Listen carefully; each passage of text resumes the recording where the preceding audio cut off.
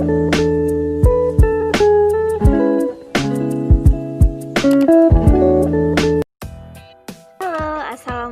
warahmatullahi wabarakatuh. Perkenalkan, saya Nanda Agustin dari Fakultas Keguruan dan Ilmu Pendidikan Universitas Sriwijaya, Program Studi Pendidikan Bahasa dan Sastra Indonesia.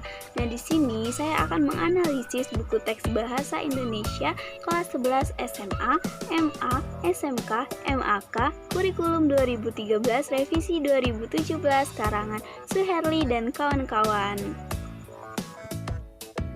Nah, sebelum itu kita harus tahu dulu apa saja isi dari identitas buku teks tersebut. Yang pertama itu ada judul buku. Judul bukunya Bahasa Indonesia. Pengarangnya Suherli, Maman Suryana, Aji Septiaji, dan Istiqomah. Penelaannya Dwi Purnanto, Liliana Mulyastuti, Muhammad Rapitang, dan Felician N. Utorodev. Penyelia penerbitannya Pusat Kurikulum dan Perbukuan Balitbang Kemendikbud. Desain sampulnya sendiri memiliki warna dasar orange bercampur dengan warna merah putih, tulisan warna hitam, serta bergambar peta Indonesia. Nah, cetakan buku teks ini yaitu cetakan yang kedua 2017 edisi revisi. Nah, tahun terbitnya tahun 2017, tebal bukunya yaitu 306 halaman dengan ilus 25 cm. ISBN-nya yaitu 978 602 427 0988 jilid lengkap 978 602 427 1008 jilid 2. Nah, buku ini sangat dianjurkan untuk SMA, MA, SMK, MAK kelas 11. Nah, setelah itu kita juga harus tahu apa sih itu buku teks. Buku teks menurut Tarigan 1968 pada halaman 13 menyatakan buku teks adalah buku pelajaran dalam bidang studi tertentu yang merupakan buku standar yang disusun oleh para pakar dalam bidang untuk maksud-maksud dan tujuan instruksional yang dilengkapi dengan sarana-sarana pengajaran yang serasi dan mudah dipahami oleh para pemakainya. Misalnya di sekolah maupun perguruan tinggi sehingga dapat menunjang suatu program pengajaran. Nah, sebelum melangkah lebih jauh lagi, kita harus tahu dulu pembatasan dari teori yang akan kita pakai dalam analisis buku teks. Nah, di sini saya menggunakan teori BSNP atau Badan Standar Nasional Pendidikan, karena menurut teori ini, buku ajar yang berkualitas itu wajib memenuhi 4 unsur kelayakan, yaitu kelayakan isi, kelayakan penyajian, kelayakan kebahasaan, dan kelayakan kegrafikan. Nah, yang pertama itu ada kelayakan isi. Kelayakan isi itu dinilai dari kesesuaian materi dengan standar kompetisi dan kompetensi dasar. Yang kedua itu ada kesesuaiannya dengan kurikulum. Yang ketiga keakuratan materi. Yang keempat kemuktahiran materi. Yang kelima ada mendorong keingintahuan. Yang keenam ada substansi keilmuan dan life skill. Yang ketujuh ada pengayaan. Yang kedelapan ada keberagaman. Sedangkan kelayakan bahasa dapat dilihat dari lugas, komunikatif, dialognosis atau interaktif, kesesuaian dengan pendidikan, kesesuaian dengan EYD, dan kesesuaian simbol dan ikon.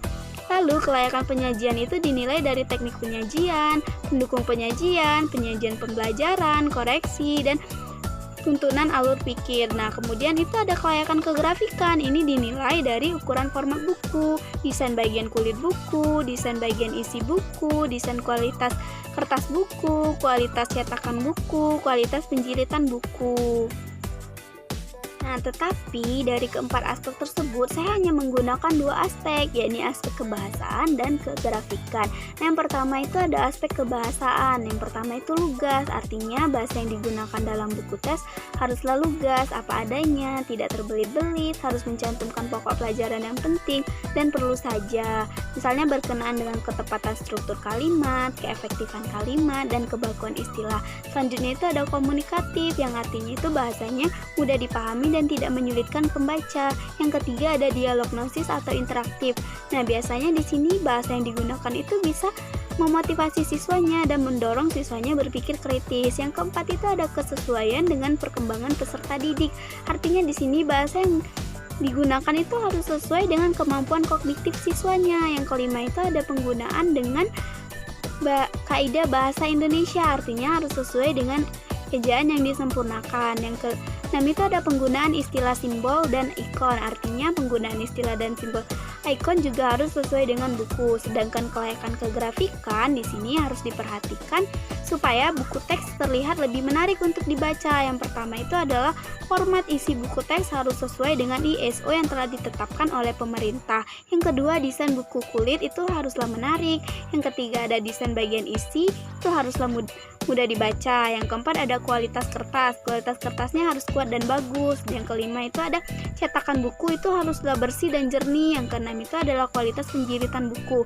Nah, kualitas penjilitan buku ini harus baik dan kuat agar tidak mudah terlipat. Kemudian itu ada metode penelitian. Yang pertama ada metode analisis. Nah, metode analisis yang saya gunakan pada buku teks ini menggunakan metode deskripsi, sebab selain mudah dipahami, metode ini juga memberikan gambaran agar mudah disampaikan ke siswa sehingga pembelajaran yang diajarkan dapat dengan mudah tersampaikan dan baik. Nah, selanjutnya itu ada sumber data. Sumber data yang saya dapat itu tak lain adalah buku teks Bahasa Indonesia kelas 11 SMA kurikulum 2013 revisi 2017. Nah, kemudian ada teknik pengumpulan data. Nah, teknik yang saya gunakan pada penganalisisan buku teks ini yaitu teknik dokumentasi yang dimana nantinya buktinya dapat berupa gambar atau foto yang kemudian akan menjadi bukti dalam penganalisisan. Nah, menurut Sugiono 2015 dalam halaman 329 menyatakan teknik dokumentasi adalah suatu cara yang digunakan untuk memperoleh data dan informasi dalam bentuk buku, arsip, dokumen, tulisan angka, dan gambar yang berupa laporan serta keterangan yang dapat mendukung penelitian. Nah, selanjutnya langkah-langkah penganalisisan. Nah, langkah-langkah yang saya lakukan dalam penganalisisan yang pertama itu memilih buku dan teori yang akan saya pakai dalam analisis. Yang kedua, mengamati buku teks. Yang ketiga, memahami isi dari buku teks. Yang keempat itu melampirkan bukti berupa foto. Yang kelima itu memberikan kesimpulan dari hasil analisis. Selanjutnya di sini saya akan memaparkan hasil analisis saya. Di bab pertama, ini membahas tentang teks prosedur yang dimana membuat pemahaman siswa dalam tahap-tahap pengerjaan atau dalam melakukan sesuatu yang penting. Nah, maka dengan itu penilaian kelayakan bahasa ini dilakukan dengan menilai yang pertama itu ada lugas, materi yang disampaikan itu sudah baik, terlebih lagi contoh yang disajikan pun tidak jauh berbeda dari kegiatan sehari-hari. Contohnya teks prosedur cara menghidupkan komputer pada halaman 9-10.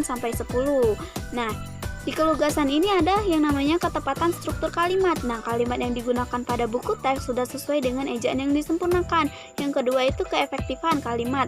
Nah, kalimatnya itu begitu sederhana sehingga apa yang dijelaskan itu langsung menuju ke intinya. Yang ketiga ada kebakuan istilah. Nah, misalnya ada istilah pada buku teks kata kerja imperatif dan makna leksikal seperti yang tertera pada halaman 23. Nah, di Kamus Besar Bahasa Indonesia ada, jadi kebakuannya sudah sesuai. Nah, selanjutnya ada komunikatif. Komunikatif sendiri ini memiliki arti mudah dipahami sehingga buku teks yang digunakan itu harus menggunakan kata yang mudah dipahami, misalnya seperti kata petunjuk dan perintah. Contohnya itu seperti bacalah, kamu diharapkan mampu pada halaman 12. Nah, catatlah sumber teks tersebut pada halaman 17. Dapat dilihat bahwa terjadi interaksi antara penulis dan pembaca. Nah, dengan begitu siswa akan mudah paham apa yang diperintahkan. Selanjutnya ada dialog gnosis atau interaktif. Yang pertama itu kemampuan dalam memotivasi siswanya. Nah, di sini materi yang disampaikan akan membuat siswa semangat dalam mengerjakan tugas. Seperti contohnya, 4 tips agar tidak iri pada orang lain. Nah, di halaman 27, dari judul yang disajikan pun buku teks sudah menarik sehingga siswa akan mencoba membuat teks prosedurnya sendiri. Yang kedua itu mampu mendorong siswanya berpikir kritis. Nah, setelah membuat teks prosedur, siswa akan muncul rasa penasaran yang besar. Misalnya, contoh teks prosedur dari meredakan kejengkelan pada hari Senin pada halaman 29. Nah, di sini siswa akan bertanya, kenapa ada langkah-langkah seperti itu? Dengan begitu, siswa akan membuat laporan dari teks tersebut. Nah, yang keempat itu ada kesesuaian dengan perkembangan peserta didik. Nah, kesesuaian perkembangan peserta didik ini memang harus sesuai dan harus diimbangi dengan buku teks. Bahasa yang dipakai pun tidak menggunakan kata-kata sulit sehingga mudah dipahami. Nah, contohnya yang disajikan itu kiat menata rambut pendek pada halaman 18 tentu tidak lagi terkesan asing karena memang contohnya diambil dengan sesuai kehidupan sehari-hari. Nah, kesesuaian kaidah dan kebahasaan Indonesia. Nah, bahasa yang digunakan pada buku teks kelas 11 ini sesuai dengan ejaan yang disempurnakan. Karena itulah setiap materi yang disampaikan mudah dipahami dengan baik. Misalnya, kata kerja imperaktif dan mana struktural pada halaman 22-23, siswa dengan mudah bisa mencarinya di Kamus Besar Bahasa Indonesia. Yang terakhir itu ada simbol dan ikon. Nah, simbol dan ikon pada buku teks kelas 11 ini sudah sesuai dengan ejaan yang disempurnakan dan konsep yang dipakai pun sudah menarik. Selanjutnya yaitu analisis kelayakan bahasa pada bab 2. Nah, di bab 2 ini materinya mempelajari mengenai teks eksplanasi. Di sini, siswa akan memahami tentang sebuah karangan yang berisikan penjelasan-penjelasan lengkap mengenai suatu topik yang berhubungan dengan fenomena atau suatu fakta yang terjadi dalam kehidupan sehari-hari. Nah, yang pertama kita nilai itu lugas. Bahasa yang digunakan pada bab kedua ini sama seperti bab pertama. Penjelasan mengenai contoh pun juga tidak jauh dari kehidupan sehari-hari. Contohnya demonstrasi massa di halaman 48-50 yang dimana kejadian itu merupakan kejadian di tahun 1988. Nah, di sini siswa akan diajak mengingat suatu fakta bahwa dulu pernah terjadi demo besar. Nah, di kelugasan ini ada ketepatan struktur kalimat. Kalimatnya mudah dipahami, tidak terbelit, bahkan sudah jelas. Nah, yang kedua itu ada keefektifan kalimat. Kalimat penjelasnya sedikit, walaupun sedikit, namun sudah mencakup secara terperinci. Yang ketiga ada kebakuan istilah. Penggunaan kata-katanya semua baku. Di sini siswa jika menemukan kata sulit, maka siswa bisa mencarinya di glosarium yang terdapat di belakang buku teks. Yang kedua itu ada komunikatif. Komunikatif artinya selain mudah dipahami, buku teks juga harus seperti mengajak pembaca, seolah-olah berinteraksi. Seperti contoh, bacalah teks Gempa Aceh secara seksama, seperti di halaman 59-60. Selanjutnya, jika sudah, siswa akan diajak untuk mencari kalimat-kalimat yang memuat informasi berdasarkan fakta. Pada tugas 2 halaman 60, setelah itu, siswa juga akan mendapatkan wawasan dari membaca Gempa Aceh tersebut. Nah, yang ketiga itu ada dialog gnosis atau interaktif. Nah, yang pertama itu kemampuan memotivasi siswanya. Sama seperti bab pertama, di sini siswa akan mencari fakta. Misalnya, pada kegiatan 1 halaman 63 tertulis struktur teks eksplanasi. Di situ dilampirkan hanya berupa struktur saja, tidak ada penjelasan. Dengan begitu, maka siswa akan mencari arti apa dari struktur tersebut. Yang kedua itu mendorong siswanya berpikir kreatif, berpikir kritis. Nah, dengan mengertinya siswa pada struktur teks eksplanasi, maka siswa akan dengan mudah mengerjakan tugas seperti tugas di halaman 63-64 karena siswa sudah memahami secara mandiri. Nah, yang keempat itu ada kesesuaian dengan peserta didik. Nah, buku teks ini tentu sesuai karena pengembangan peserta didik. Contohnya ada mengingatkan kejadian yang mungkin siswa tahu namun tidak tahu dengan fakta-fakta yang terjadi pada kejadian demonstrasi massa di halaman 48 dan Gempa Aceh di halaman 59-60. Nah, yang kelima itu ada kesesuaian dengan kaidah bahasa Indonesia. Nah, kaidah kebahasaannya ini sesuai dengan ejaan yang disempurnakan sehingga mudah dipahami. Penggunaan simbol dan ikon pada buku teks bahasa kelas 11 SMA edisi 2017 ini pada bagian bab 2 juga sudah sesuai dengan ejaan yang disempurnakan dan konsep yang dipakai pun sudah menarik. Nah, selanjutnya yaitu analisis kelayakan bahasa pada bab 3. Nah, di bab 3 ini materinya membahas tentang mengelola informasi dalam ceramah. Artinya siswa dituntut untuk menyimak supaya memperoleh pengetahuan dan wawasan dari ceramah yang ada di sekolah ataupun ceramah yang didengar lewat masyarakat. Nah, yang pertama kita nilai itu lugas. Sama seperti bab sebelumnya, kalimat yang dipakai tidak terbelit-belit dan langsung menuju ke inti dari topik yang dibicarakan. Nah, di lugas ini ada ketepatan struktur kalimat, keefektifan kalimat, kebakuan istilah, semuanya sama seperti bab 1 dan bab 2. Nah, yang kedua itu ada komunikatif. Nah, komunikatif di bab 3 ini tidak jauh berbeda pada bab sebelumnya. Nah, hanya jika pada bab sebelumnya itu diberi penjelasan sedikit mengenai materi topik, namun di bab 3 ini langsung merujuk ke inti, tetapi sama-sama mengajak interaksi antara penulis dan pembaca. Seperti tugas di halaman 78 terdapat kerjakanlah, jawablah, seolah-olah memerintah pembaca untuk mengerjakan tugas. Yang ketiga itu ada dialog gnosis atau interaktif. Yang pertama itu kemampuan memotivasi siswanya.